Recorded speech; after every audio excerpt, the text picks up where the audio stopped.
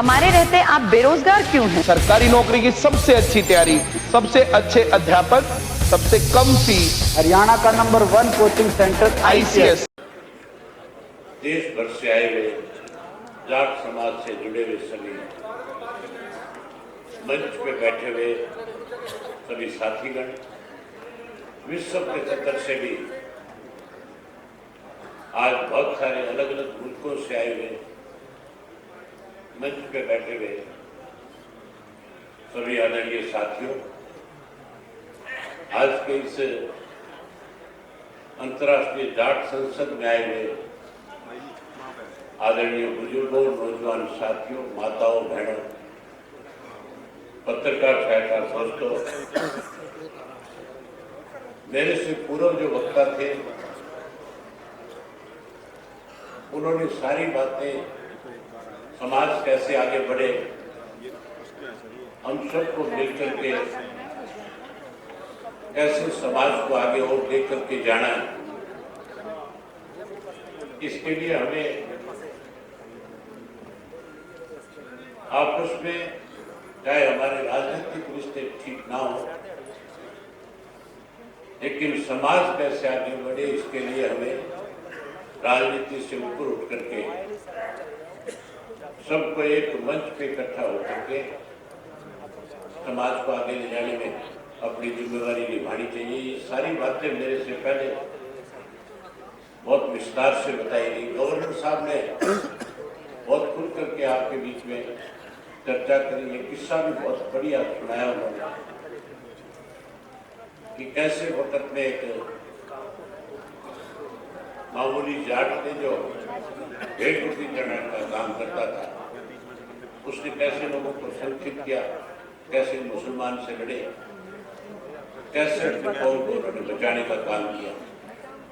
उनकी अगली पीढ़ी ने उन्हीं से शिक्षा लेकर के कौम को हमेशा आगे बढ़ाने में बड़ी जिम्मेदारी निभाई।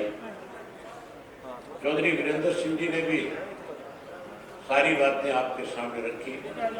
मेरे ख्याल अब कोई ऐसा इशू है नहीं, कोई बचा हुआ जिस पे कोई चर्चा की जा सके, लेकिन मुझे मंच पे बुलाया गया। मैं विशेष रूप से पलसानिया जी का, अलवानिया जी का आभारी हूँ कि उन्होंने आज मुझे आपके बीच में बुला करके आप सब लोगों से रूबरू होने का जो मुझे सौभाग्य प्राप्त हुआ, उसके लिए मैं इनका बहुत आभारी हूँ। साथियों, शिक्षा की बात चली, बिजनेस की बात चली कि हमें अपने बच्चों को शिक्षित करना चाहिए,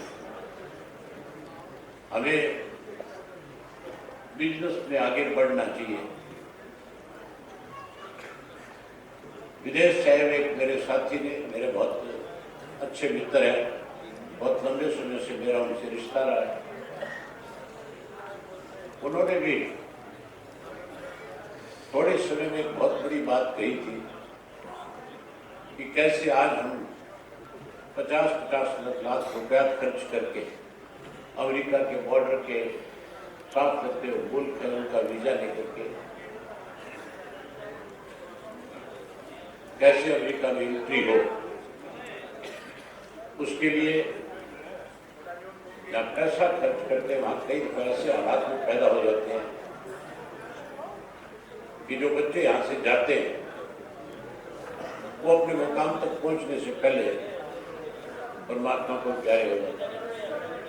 बहुत मुश्किल तरीका है। उन्होंने जो बताया कि हमें अपने बच्चों को एजुकेट करके, पढ़ा लिखा करके, अच्छी डिग्रियां दिला करके इस योग्य बनाना चाहिए कि वो कम से कम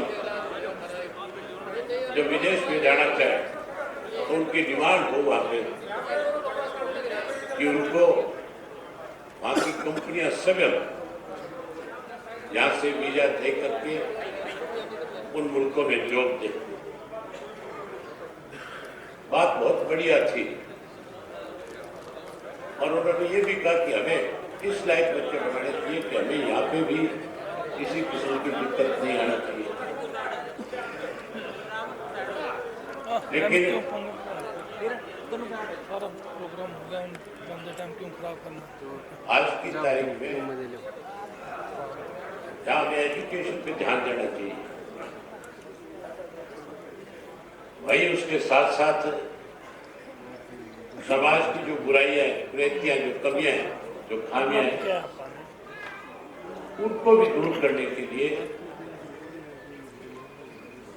हमें आपस में मिल बैठ करके फैसले लेने चाहिए, ताकि हमारा समाज भी और आगे बढ़ सके। हमारा समाज जो है, जाट जो है विशेष करके, उसने हमेशा दूसरे की मदद में आगे बढ़ने का काम किया है। मैंने बहुत सारे ऐसे वाक़ देखे हैं जब कोई किसी की मदद के लिए आगे नहीं आता, तो हमारी कम्युनिटी के लोग जो है वो कहीं ना कहीं आगे बढ़ करके ना केवल मदद करता है, बल्कि वो इस तरह से मदद करता है कि जैसे उसके खुद के अपने किसी सदस्य के साथ कोई दुर्घटना हो रही है और कैसे वो उसकी मदद करे, वो अपना सब कुछ दांव पे लगा करके भी दूसरे की मदद करने के लिए हमेशा आगे रहता है।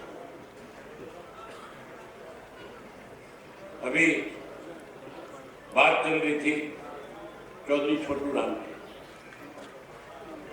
चौधरी छोटू राम जब पंजाब के अंदर मिनिस्टर हुआ करते थे, उन्होंने कैसे किसान कौम को मजबूत किया जाए, कैसे किसान को ताकत मिले, उसके लिए जहां किसान को एक नारा दिया था, वही उन्होंने एक बहुत बड़ा फैसला लिया था। उस फैसले का जिक्र मेरे ख्याल मेरे आने से पहले किसी ने किया होगा तो अलग बात है। एक बार किसान के खेत के गेहूं पक करके तैयार हो गई, वो रेवेन्यू मिनिस्टर थे और उस वक्त के कोई गवर्नर जो थे, उन्होंने चौधरी छोटू राम को बुला करके कहा था कि हमें किसान की सारी गेहूं जो है इस मूल्य पे चाहिए। 1 रुपया शायद बढ़ाया गया और चौधरी छोटू राम ने कहा कि अगर आप 1 रुपया बढ़ा करके किसान से गेहूं लेना चाहोगे तो फिर आप किसान के साथ जो जबरदस्ती कर रहे हैं।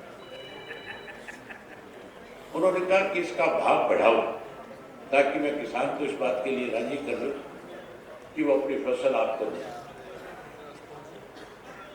लेकिन वो गवर्नर जो था, अधिकारी था, उसने उनकी बात को स्वीकार नहीं किया और उसने कहा कि अगर इस तरह से नहीं दोगे तो फिर हमें आपसे कैसा बर्ताव करके गेहूं लेनी है, वो फिर हम अपने आप फैसला करके ले लेंगे।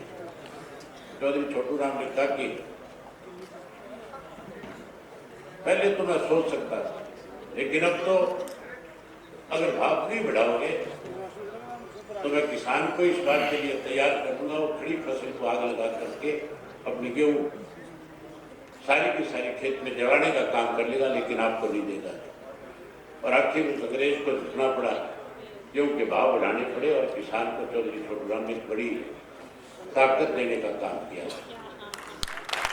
आज हम इसीलिए तो अपनी जितने भी तस्वीरें आपके सामने ऊपर लगी हुई है, इन सबको इस बात के लिए याद करते हैं कि इन सब ने अपने राजनीतिक जीवन में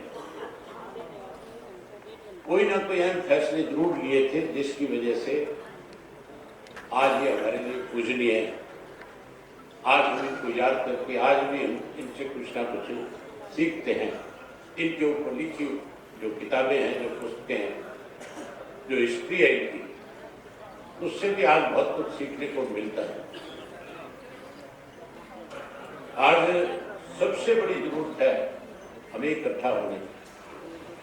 पिछले साल जयपुर में भी इसी तरह का एक सम्मेलन था और मुझे उस सम्मेलन के अंदर बुलाया गया था, जब मुझे आमंत्रित किया गया बोलने के लिए। समय का अभाव था। उस वक्त वहां के जो चीफ मिनिस्टर थे अशोक गहलोत साहब, जो आज भी मुख्यमंत्री है, उन्होंने एक इंटरव्यू दिया था।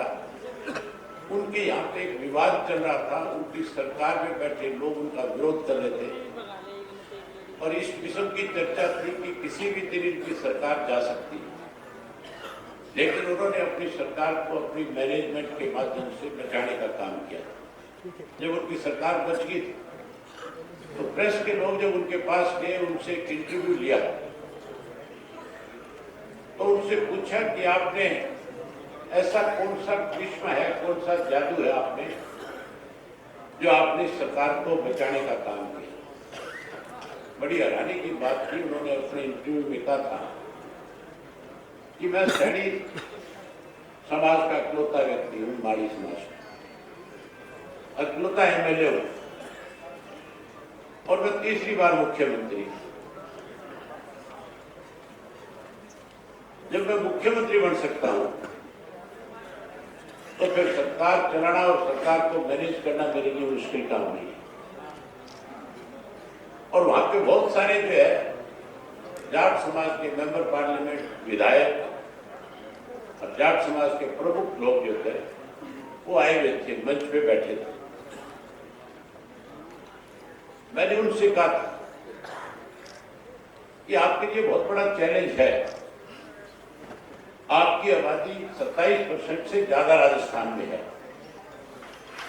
और 27% से ज्यादा आबादी वाली और कोई कौम राजस्थान में नहीं है। ना राजपूत है, ना मीणा है, ना गुर्जर है। वहां ये 4 बड़ी जाति है। इनमें सबसे बड़ी जाति अगर कोई है तो वो जाट है। और मैंने कहा ये अशोक गहलोत ने जो इंटरव्यू में बात कही है, ये आपको चैलेंज किया एक तरह से कि 27% वाले भी जो है उन पे भी मैं आज राज कर रहा हूं।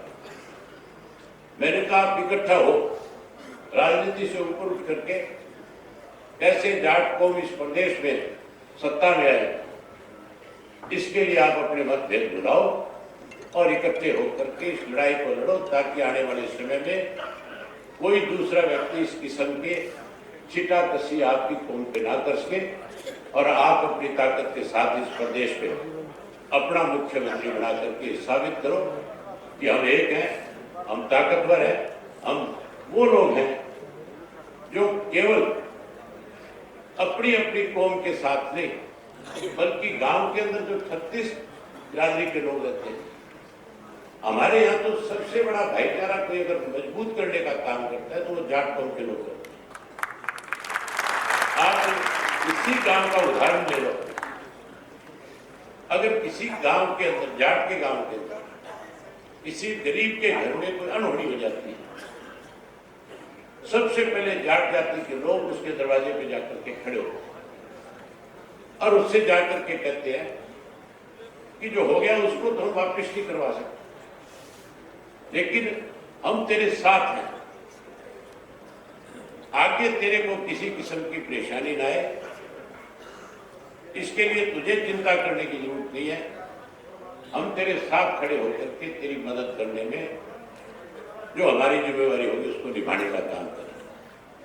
हम तो भाईचारे को मजबूत करते हैं, लेकिन जो सत्ता में बैठे लोग हैं वो कहीं ना कहीं हमारे भाईचारे को तोड़ने में हर तरह के अच्छे कंधे अपनाने का काम करते हैं।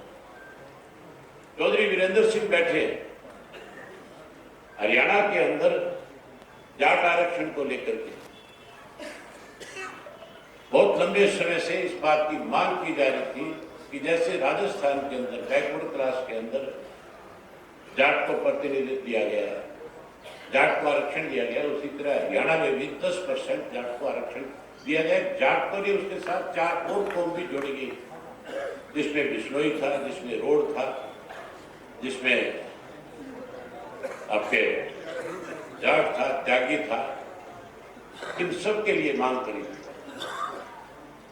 और बहुत लंबे समय से सत्ता में बैठे लोग जो है ये आश्वस्त कर रहे थे कि हम आपको आरक्षण देने का काम करेंगे, लेकिन हमें आरक्षण देने की बजाय आंदोलन करने वाले जो नौजवान बच्चे थे उनके ऊपर रात को निहत्थे जो बैठे थे, पुलिस से गोलियां चला करके एक दिन में 32 लोगों को मौत के घाट उतारने का काम किया गया।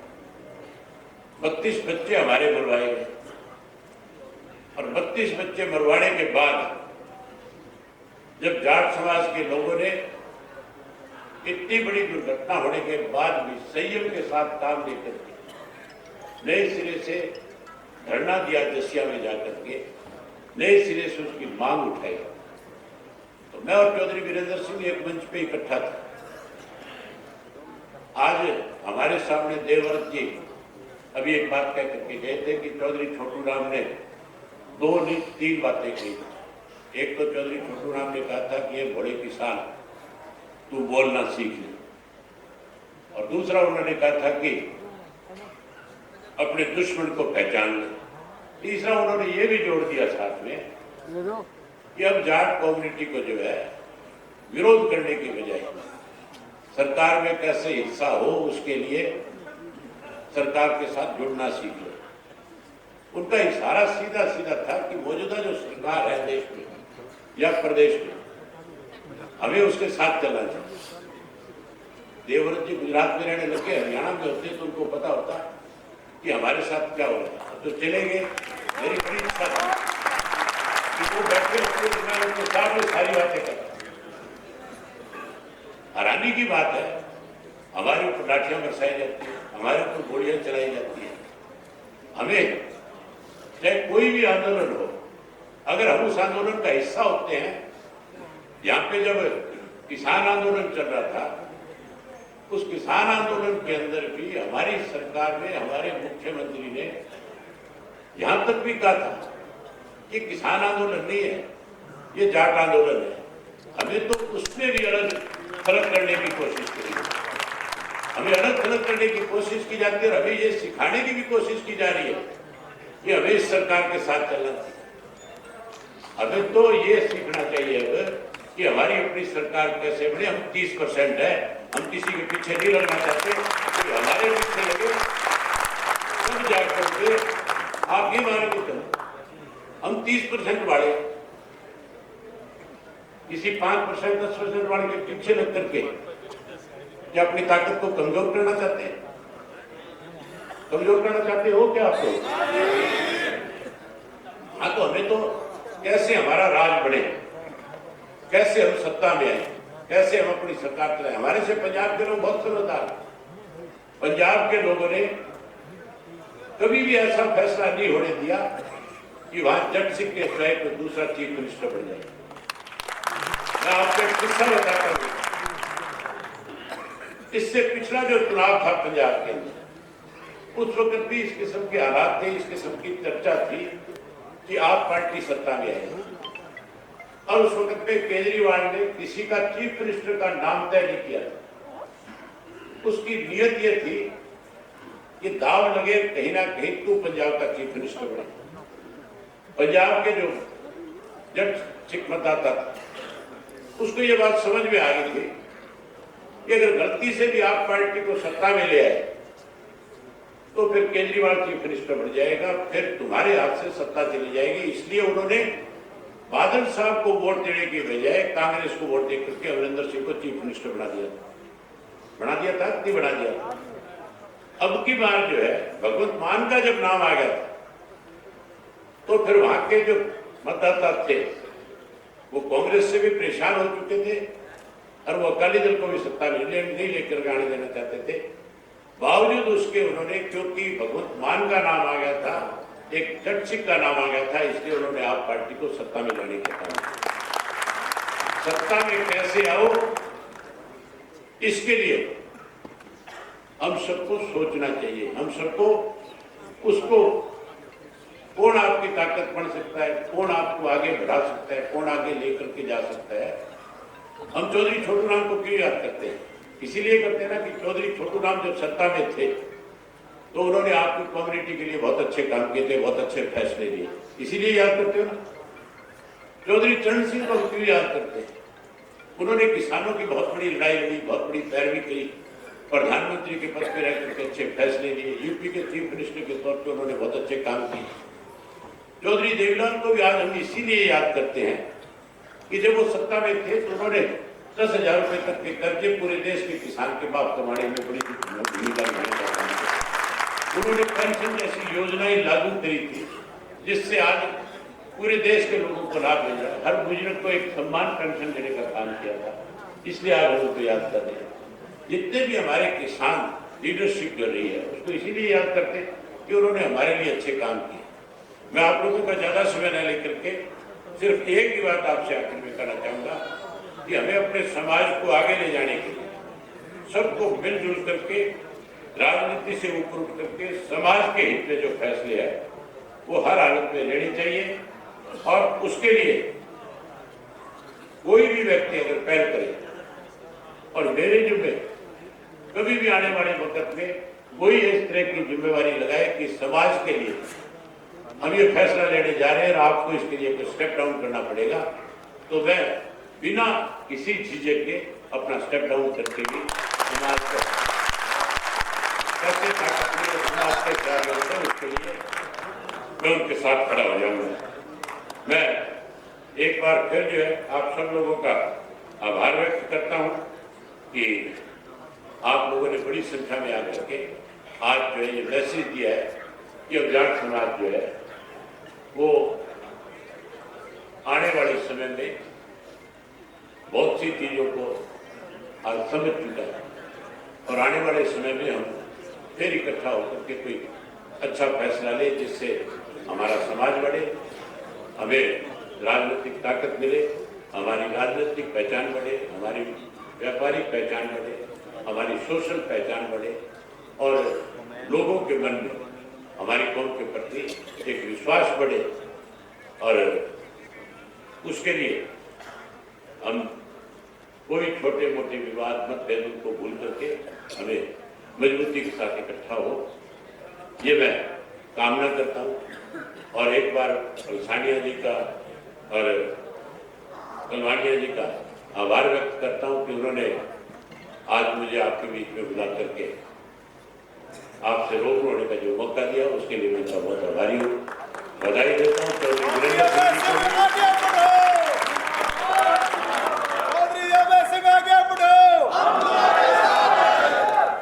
नारे लगाने से कोई आगे नहीं बढ़ता, आगे तो तब बढ़ेगा जब तुम सब लोग बढ़िया फैसला करो। जितने भी आने वाले आए हुए सबका अपनी तरफ से बहुत धन्यवाद करता हूँ।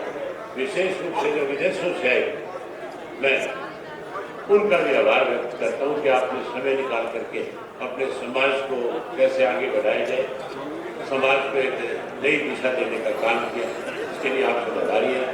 आप इतने सारे लोग आए, आप सबका बहुत धन्यवाद। आपने मुझे सुना, आप सबका बहुत आभार।